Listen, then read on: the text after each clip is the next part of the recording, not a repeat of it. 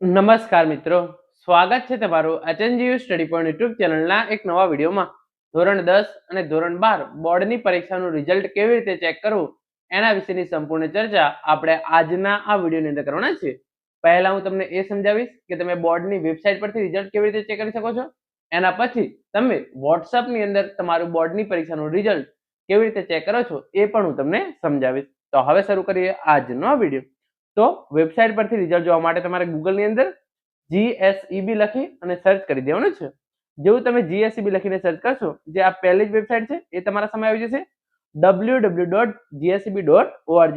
જેવી તમે આ વેબસાઇટ ઓપન કરશો, અત્યારે ડાયરેક્ટ રિઝલ્ટનું ઇન્ટરફેસ નથી દેખાડતું, પરંતુ જ્યારે 4 તારીખે રિઝલ્ટ આવી જશે તો ડાયરેક્ટ તમારે જે છે એ રિઝલ્ટનું ઇન્ટરફેસ આવી જશે.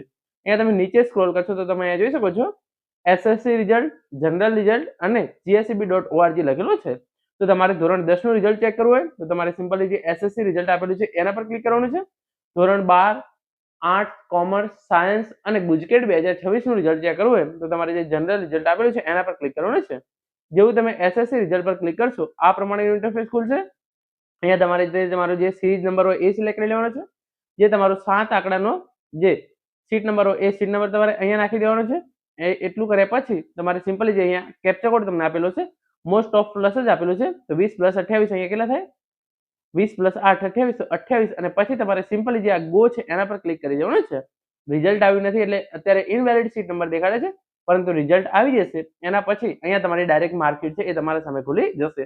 તો આ રીતે તમે ધોરણ 10 નું રિઝલ્ટ ચેક કરી શકો છો. અને તમારે ધોરણ 12 નું રિઝલ્ટ ચેક કરવું હોય તો અહીંયા ઉપર આપેલું છે HSC science and general result, તમારે એના પર ક્લિક કરી દેવાનું છે. જેવું તમે એના પર ક્લિક કરશો તો આ રિઝલ્ટ આવી ગયું સાયન્સ, જનરલ અને ગુજકેટ 2026 નું.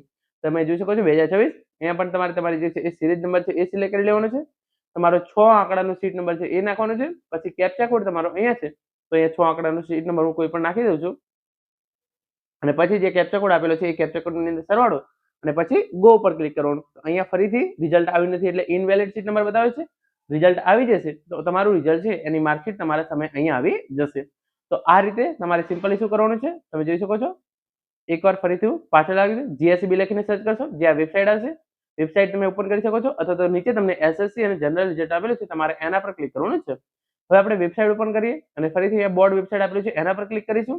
અને એના પછી જે અહીંયા નીચે તમે સ્ક્રોલ કરશો તો તમને જે રિઝલ્ટ 4 તારીખે જાહેર થવાનું છે એની નોટિસ મળી જશે. એમાંથી તમારે સિમ્પલી શું કરવાનું છે, જે આ નંબર આપેલો છે એ નંબર આપણે અહીંયા કોપી કરવાના જ છીએ.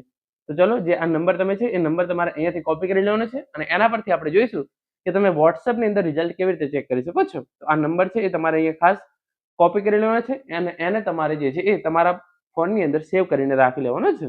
તો ચલો, આ નંબર છે હું કોપી કરી અને વોટ્સએપની અંદર પહોંચી જાઉં છું. વોટ્સએપ નંબર કોપી કર્યા પછી તમારે સિમ્પલી અને વોટ્સએપનું જે સર્ચ બોક્સ છે એની અંદર તમારે પેસ્ટ કરી દેવાનો છે. તો આ રીતે મેં એની અંદર ઓલરેડી નંબર સેવ કરેલો છે. તો જીએસસીબી બોર્ડ રિઝલ્ટ તરીકે મેં નંબર સેવ કરેલો છે. તો અહીંયા આવી જવાનું છે. અહીંયા આવ્યા પછી તમારે સિમ્પલી શું કરવાનું છે, જે પણ તમારો સીટ નંબર હોય એ પહેલા એ રાખવાનો છે, પછી એક સ્પેસ છોડવાનો છે અને પછી તમારો જે સીટ નંબર હોય એ તમારે અહીંયા પેસ્ટ કરી દેવાનો છે. ફોર એક્ઝામ્પલ મારો જે સીટ નંબર હતો ધોરણ 10 ની અંદર એ હું અહીંયા નાખી દઉં છું અને પછી ડન પર ક્લિક કરીશ અને પછી અહીંયા હું મોકલી દઈશ. તો અહીંયા હું મોકલી દઈશ તો જ્યારે પણ રિઝલ્ટ જાહેર થશે, એટલે કે આજે જે રિઝલ્ટ જાહેર નથી થયું એટલે અહીંયા નથી આવતું, પરંતુ જ્યારે પણ રિઝલ્ટ જાહેર થઈ ગયું હશે 4 તારીખે અને 6 તારીખે, તો તમારી જે માર્કશીટ છે એ તમારા સામે ડાયરેક્ટલી આવી જશે. તો આ રીતે તમે વોટ્સએપ પરથી પણ તમારું રિઝલ્ટ છે એ ચેક કરી શકો છો. મિત્રો, આ હતો આજનો video. Thank you so much for watching.